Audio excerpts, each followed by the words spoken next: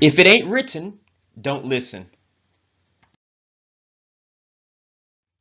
Then the brethren immediately sent Paul and Silas away by night to Berea. When they arrived, they went into the synagogue of the Jews.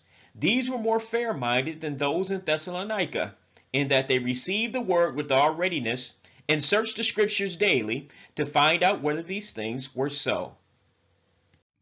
We live in an era in which churches have become big businesses instead of places to worship. In fact, if you really research the background of the mega churches these days, you will find out that they are incorporated. Incorporated?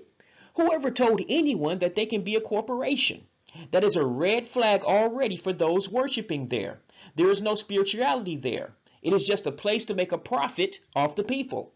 However, this should not surprise us because God foretold thousands of years ago that many would take this sinful route.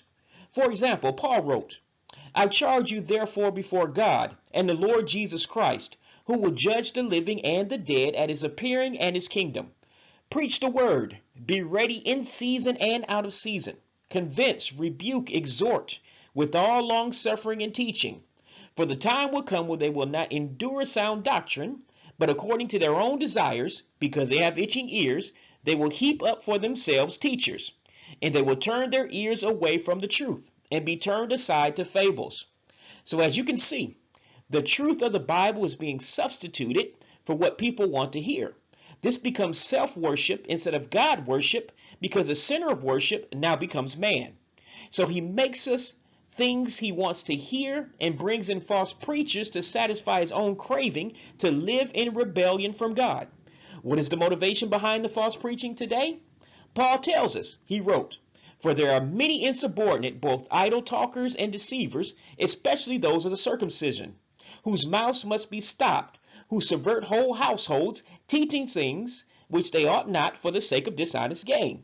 So you must be very cautious today regarding what you accept from the pulpit.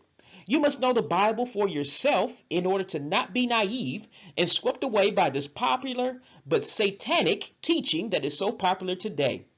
Be like the ancient Bereans who studied the Bible for themselves before believing even the truth that came from Paul.